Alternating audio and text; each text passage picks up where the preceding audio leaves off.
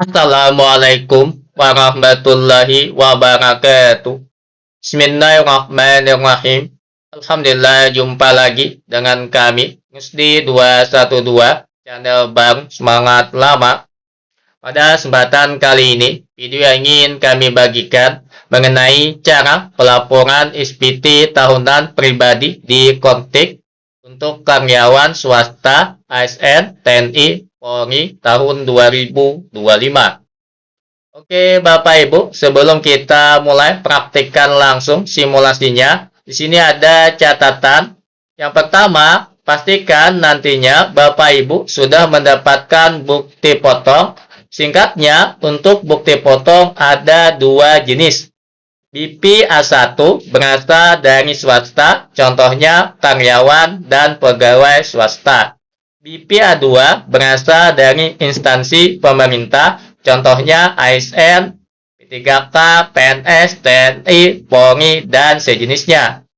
Untuk bukti potong nantinya bisa diberikan langsung oleh pemberi kerja kepada yang bersangkutan, atau bisa juga diunduh secara mandiri melalui akun kontak masing-masing pada menu Portal Saya, Dokumen Saya, dengan catatan sudah dibuat dan diterbitkan di akun kontak oleh pemberi kerja. Silakan nantinya Bapak Ibu untuk bukti potongnya yang belum dibuat dan diterbitkan dipantau, ditunggu, dicek secara berkala di akun kontak masing-masing. Kita coba simulasikan Bapak Ibu praktik langsung ke akun kontaknya. Silakan nantinya login seperti biasa menggunakan ID pengguna, NIK, dan kata sandi yang sudah terdaftar. Masukkan kode CAPTCHA yang tertera di bagian samping. Oke, Bapak Ibu, jika berhasil login, pastikan terlebih dahulu bagian atas merupakan nama pribadi Bapak Ibu.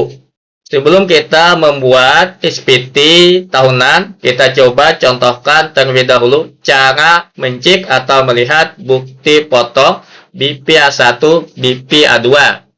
Caranya, silakan masuk ke bagian menu Portal Saya, pilih Dokumen Saya.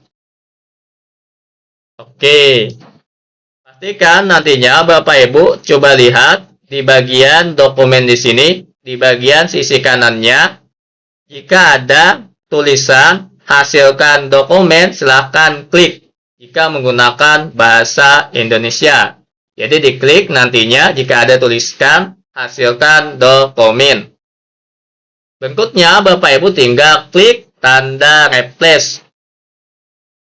Oke, biasanya akan muncul semua dokumen yang diterbitkan di sistem kontak, termasuk tadi bukti potong BP A1 atau BP A2 jika sudah diterbitkan oleh pemberi kerja. Nantinya tinggal di-download. Namun Bapak Ibu jika belum muncul nantinya silahkan dicek secara berkala. Dengan cara seperti tadi, jika ada tulisan hasilkan dokumen, klik itu terlebih dahulu, baru klik tanda replace. Misal nantinya Bapak Ibu ada dokumennya BP A1 atau BP A2, tinggal digeser ke bagian kanan sampai muncul nantinya tombol aksi unduh. Sini kami contohkan Bapak Ibu sebagai simulasi BP 21, tinggal diunduh. Oke, normalnya nanti akan tersimpan di bagian downloadan atau unduhan. Silahkan dibuka untuk bukti potongnya jika diunduh secara mandiri. Namun jika sudah diberikan langsung oleh pemberi kerja, artinya tidak perlu lagi mengunduh, bisa langsung dipakai yang sudah ada. Kita lanjut untuk membuat laporan SPT tahunan. Kita masuk ke bagian menu surat pemberitahuan SPT. Kita klik lagi surat pemberitahuan SPT. Oke. Langkah awal Bapak Ibu, kita buat konsep SPT. Berikutnya kita pilih PPH orang pribadi. Kita klik lanjut. Jenis periode SPT, kita pilih SPT tahunan. Periode dan tahun pajak biasanya sudah muncul otomatis by sistem, tinggal dipilih Januari Desember 2025. Kita klik lanjut. Mode SPT normal untuk pertama kali sebelum ada koreksi dan pembetulan. Kita klik buat konsep. Oke, jika sukses membuat konsep, kita lanjut lagi. Klik tanda lihat atau tanda pensil. Oke. Pastikan nantinya Bapak Ibu di bagian induk di sini jangan lupa posting SPT terlebih dahulu supaya nantinya bukti potong yang ada bisa masuk atau bisa terposting. Klik posting SPT. Oke, jika ada notifikasi gagal seperti itu abaikan saja. Yang penting kita sudah memposting. Kita lanjut memilih metode pembukuan atau pencatatan. Kita pilih yang pencatatan. Sumber penghasilan Bapak Ibu di sini kami contohkan untuk karyawan swasta. Kita pilih satu saja berasal dari pekerjaan. Jika nantinya lebih dari satu, silakan menyesuaikan. Kami contohkan cukup satu pekerjaan yang utama karena karyawan swasta. Kita lanjutkan untuk mengisi data per data. Kita mulai dari bagian A, identitas wajib pajak. Untuk identitas wajib pajak, kita langsung ke bagian nomor 7. Selainnya sudah terisi otomatis by system. Untuk nomor 7 di sini khusus pilihan bagi perpajakan suami istri yang statusnya PH atau MT. Jadi singkatnya, jika bukan PH atau MT, tidak perlu memilih. Di sini Bapak Ibu, karena statusnya kami bukan PH atau MT, jadi kami tidak perlu memilih. Kita lanjut saja. Ini kami sembunyikan Bapak Ibu supaya lebih sederhana tampilannya. Kita klik. Untuk membuka kembali, tinggal klik lagi. Kita lanjut ke bagian B, ikhtisar penghasilan neto. Apakah Anda menerima penghasilan dalam negeri dari pekerjaan? Tentunya iya, karena karyawan swasta ataupun ASN nantinya sama Bapak Ibu. Pasti ada. Oke. Otomatis nantinya Bapak Ibu akan terisi penghasilannya berdasarkan bukti potong yang sudah dipotong pemberi kerja. Jadi nantinya Bapak Ibu harus menunggu sampai terbit bukti potong terlebih dahulu baru melakukan pelaporan SPT tahunan. Karena angkanya biasanya akan terisi otomatis diketik sesuai dengan bukti potong yang diterbitkan. Ini Bapak Ibu, karena tadi kita memilih iya, akan muncul lampiran tambahan saat lampiran E bagian D. Silakan nantinya dicek Bapak Ibu untuk memastikan apakah nilainya di sini sama dengan bukti potong yang ada.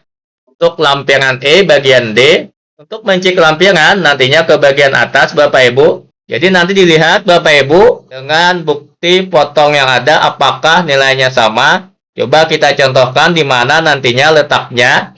Di bagian di sini Bapak Ibu. Yang nomor 13 jika sama nanti urutannya jumlah penghasilan neto. Yang ini Bapak Ibu. Silakan nanti dicek untuk bukti potong masing-masing apakah nilainya sudah benar. Kita kembali ke konteksnya. Oke. Ini kami jawab cepat saja Bapak Ibu. Kami pilih tidak. Kita lanjut supaya cepat ke bagian C. Penghitungan pajak tentang. Di sini Bapak Ibu untuk pajak tentang kita jawab pertanyaan nomor 3. Apakah terdapat pengurang penghasilan neto seperti kompensasi kerugian atau zakat sumbangan keagamaan yang dibayar selain yang dihitung dalam formulir BPA1 dan BPA2? Silakan nantinya Bapak Ibu jika ada pengurang selain yang terdapat pada BPA1 dan BPA2 jawab ya. Namun jika tidak ada silakan langsung jawab tidak. Kami contohkan tidak. Otomatis tidak mengisi lampiran tambahan. Kita lanjut ke bagian penghasilan tidak kena pajak. Silakan dipilih nanti PTKP-nya. Dilihat Bapak Ibu di bukti potongnya tadi, biasanya ada di bagian atas, di bagian status PTKP, yang ini Bapak Ibu, silakan dilihat masing-masing berapa PTKP-nya. Kami contohkan kawin 2 anak, otomatis angkanya akan terisi. Kita lanjut, untuk PPh terutang di sini Bapak Ibu nantinya otomatis terisi. Di sini ada pertanyaan, apakah terdapat pengurang PPh terutang? Silakan nanti lihat Bapak Ibu, jika ada pilih iya. Namun jika tidak ada Bapak Ibu pilih tidak. Lihat bukti potongnya. Jika iya nanti akan mengisi lampiran 5 bagian C. Di sini kami contohkan tidak ada Bapak Ibu.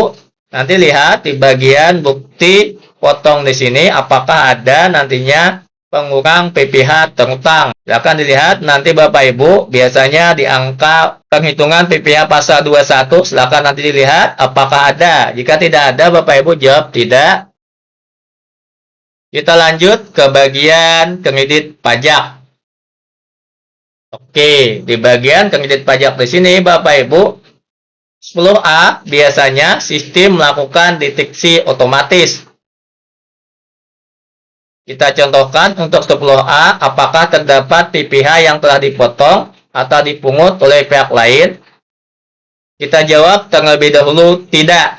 Biasanya jika ada, sistem langsung melakukan deteksi otomatis. Contohnya seperti ini. Bahwa data kita terdapat pajak yang dipotong. Mau tidak mau, kita harus menjawab ya. Oke. Di sini langsung saja Bapak Ibu untuk PPh luar negeri kami jawab tidak. Otomatis nantinya Bapak Ibu kita akan melihat lampiran 1 bagian E. Nanti terkait lampiran kita akan fokus setelah kita selesaikan terlebih dahulu yang bagian induk. Kita lanjut Bapak Ibu untuk pertanyaan berikutnya. Untuk angsuran PPh pasal 25, silakan menyesuaikan. Ini kami jawab tidak saja Bapak Ibu. Yang mana bisa dijawab, silakan dijawab. Yang mana tidak ada, silakan langsung jawab tidak. Untuk pernyataan transaksi lainnya Bapak Ibu, harta akhir tahun pajak ini wajib diisi nantinya lampiran 1 bagian A. Jadi wajib diisi untuk harta pada akhir tahun pajak paling tidak 1 data. Ini terkait utang Bapak Ibu, apakah ada? Jika ada silahkan klik jawab ya. Kami contohkan misalnya ada utang, kita pilih ya. Otomatis nanti akan mengisi lampiran 1 bagian B. Ini terkait dengan penghasilan yang dikenakan pajak penghasilan bersifat final. Silahkan menyesuaikan jika ada. Ini catatannya Bapak Ibu di poin 14C di sini kami tekankan jika nantinya status NPP-nya gabung, suami istri gabung ke suami, otomatis nanti biasanya ada penghasilan final istri yang dicatat di bagian di sini. Jika nantinya Bapak Ibu status NPP-nya bukan gabung, kemungkinan untuk penghasilan yang bersifat final bisa ada atau bisa tidak ada. Untuk ASN contohnya Bapak Ibu bisa nanti honorarium dan sejenisnya yang dibayarkan tidak tetap, honorarium sewaktu-waktu. Di sini Bapak Ibu ringkasnya kami jawab tidak saja. Untuk yang gabung Bapak Ibu ada pada video kami yang lain. Kita lanjut ke bagian berikutnya. Ini terkait objek pajak kami jawab tidak, ini menyesuaikan juga. Terkait lampiran tambahan Bapak Ibu, ini rasanya surat kuasa dan dokumen lainnya. Jika ada silakan dicentang yes yes yes atau dipilih yes yes yes. Sini kami contohkan no no. Oke Bapak Ibu, jika semuanya sudah dijawab di bagian induk di sini, kita lanjut untuk mengisi lampiran-lampiran yang muncul. Kita kembali ke bagian atas. Di sini Bapak Ibu yang wajib muncul biasanya lampiran L1. Seterusnya Bapak Ibu menyesuaikan dengan jawaban Bapak Ibu. Jadi yang wajib ada atau muncul lampirannya biasanya L1, yang lainnya menyesuaikan dengan jawaban Bapak Ibu. Kebetulan di tempat kami cuma ada L1, jadi kita isi saja lampiran L1. Di bagian L1 di sini, Bapak Ibu silakan dibaca sendiri. Apa saja yang bisa diisi? A, B, C, dan E. Kita isi. Yang pertama, terkait dengan harta pada akhir tahun pajak. Ini wajib diisi minimal satu data. Kita contohkan secara cepat saja mengisinya. Kita klik tombol tambah. Kita pilih jenisnya, misal uang tunai saja. Nomor akun, silahkan disesuaikan Bapak Ibu. Kami contohkan, misal 1, 2, 3 atas nama sendiri Sarsdi. Di sini Bapak Ibu untuk nama banknya silakan dimasukkan saja. Biasanya jika ada tanda bintangnya wajib diisi. Lokasi harta misal Indonesia, kita cari, oke. Saldo tahun perolehan tahun 2025. Saldonya misal 5 juta. Oke, untuk keterangan tidak ada tanda bintangnya.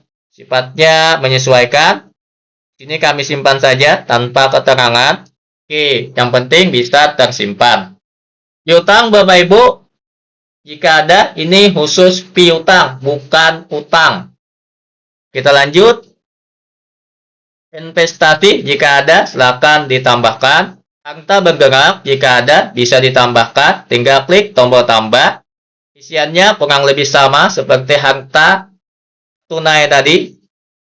Silakan disesuaikan saja dengan isian yang ada di sini, pilihan-pilihannya. Jika ada tanda bintangnya, biasanya wajib diisi. Ini seperti kendaraan, mobil, dan sejenisnya. Kita tutup saja. Harta tidak bergerak, seperti tanah bangunan, silakan ditambahkan. Kurang lebih sama pengisiannya. Harta lainnya, jika ada, jangan ditambahkan. Utang. Di bagian utang pada akhir tahun pajak, Bapak Ibu, ini tergantung jawaban kita di bagian induk tadi. Jika kita memilih iya, tentunya akan muncul tombol tambah. Namun jika kita tidak mempunyai utang, kita pilih tidak, tentunya tidak muncul tombol tambahnya. Kita klik Bapak Ibu. Oke, misalnya ada utang. Utang bank, misal saja. Ini simulasi. Next-nya.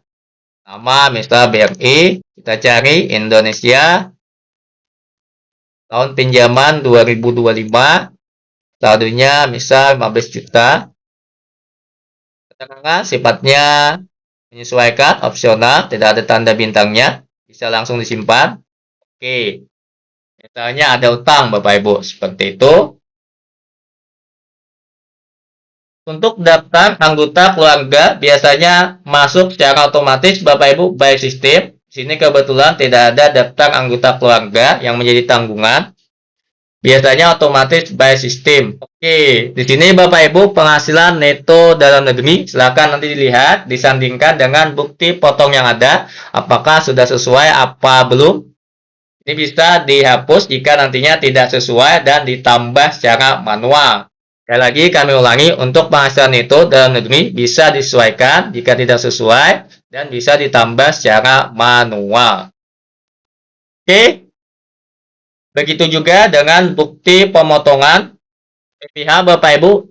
Di sini sudah terisi otomatis, bisa nantinya disesuaikan jika tidak sesuai dan ditambah secara manual. Silahkan nanti dicek pada bukti potong yang ada. Bentuknya Bapak Ibu, jangan lupa terakhir simpan konsep supaya isian yang ada jangan hilang. Oke, berhasil Bapak Ibu. Selanjutnya, jika ada lampiran yang lain silakan diselesaikan Bapak Ibu dilihat. Di sini kebetulan tadi lampirannya cuma L1. Kita lanjut saja ke bagian induk untuk melihat dan melakukan cek sekali lagi apakah datanya sudah benar atau ada yang masih perlu diperbaiki atau diisi. Maka nanti Bapak Ibu cek secara detail di bagian induk di sini, terutama untuk penghasilan neto tadi, lampiran 1 bagian D karena sudah terisi otomatis dan terakumulasi otomatis by sistem. Begitu juga tadi jika ada pengurang PPh terutang, silakan nanti ditambahkan di bagian lampirannya, lampiran 5 bagian C. Kebetulan sini tidak ada untuk pengurang PPh terutangnya. Jika ada pengurang PPh terutang. Oke Bapak Ibu, di bagian akhir, di bagian pernyataan, sebelum kita melakukan centang, pastikan dilihat status SPT-nya apakah sudah nihil. Jadi normalnya Bapak Ibu status SPT kita biasanya nihil. Untuk yang kurang bayar atau lebih bayar itu urusan yang lain. Jadi secara normal biasanya statusnya adalah nihil. Jika sudah nihil seperti ini, Bapak Ibu tinggal lanjutkan. Kita centang. Oke. Berikutnya, coba simpan konsep terlebih dahulu sebelum klik bayar dan lapor. Kita simpan konsep. Oke, jika berhasil, sukses, kita lanjut bayar dan lapor. Oke, jika ada lagi kolom yang perlu diperbaiki Bapak Ibu, kemungkinan ada yang terlewatkan isian kita. Coba kita cek lagi ke bagian atas. Di sini Bapak Ibu ada yang merah, artinya ada yang terlewatkan isian yang wajib diisi. Kita jawab saja terkait di PDF. Kita tidak saja Bapak Ibu. Oke. Jika nantinya Bapak Ibu ada seperti itu, notifikasi masih merah, silakan dilihat kembali. Kita coba lanjutkan, kita klik bayar dan lapor. Oke, sukses Bapak Ibu. Jika sukses, ada pemberitahuan, silakan dibaca terlebih dahulu sebelum ditutup. Kita klik tutup. Berikutnya Bapak Ibu, kita akan melakukan konfirmasi tanda tangan. Untuk penyedia penandatangan biasanya sudah terisi otomatis by system melalui kode otomatisasi DGP. Kata sandi penandatangan silakan nantinya Bapak Ibu klik di bagian di sini. Jika sudah terisi otomatis by system seperti ini, tinggal klik lanjut konfirmasi tanda tangan. Setelah kita klik di sini, lanjut konfirmasi tanda tangan. Namun nantinya jika belum terisi otomatis by system, silakan isikan sesuai dengan, kami ulangi, silakan isikan sesuai dengan kode atau password paspampres yang kita buat sebelumnya waktu membuat kode otomatisasi DGP. Selanjutnya Bapak Ibu tinggal klik konfirmasi tanda tangan. Jika nantinya sudah terkonfirmasi Bapak Ibu, SPT kita sudah selesai dilaporkan. Silakan nantinya Bapak Ibu lihat di SPT yang sudah dilaporkan. Untuk bukti lapornya akan masuk ke email biasanya, atau bisa juga dilihat pada menu dokumen saya. Di sini Bapak Ibu, karena simulasi kami tidak lanjutkan terlebih dahulu untuk konfirmasi tanda tangan. Intinya, jika nantinya sudah dilakukan konfirmasi tanda tangan, akan masuk ke bagian SPT sudah dilaporkan. Jadi nantinya Bapak Ibu masuk ke bagian menu di sini, SPT dilaporkan. Di sini nantinya riwayatnya semua SPT yang sudah pernah kita laporkan tahun-tahun sebelumnya akan muncul di sini. Biasanya nanti akan ada tombol lihat atau downloadnya Bapak Ibu. Silakan nanti dilihat apakah ada. Jika ada silakan unduh dan download untuk bukti lapornya. Dan juga biasanya ada di email kita atau di dokumen saya. Kira-kira ringkasnya seperti itu saja Bapak Ibu. Mohon maaf jika dalam penjelasan kami terlalu cepat ataupun ada yang salah dalam kami menyampaikan. Kurang jelas, akhir kata kami sudah ucapkan wabillahi taufik wa hidayah. Assalamualaikum warahmatullahi wabarakatuh.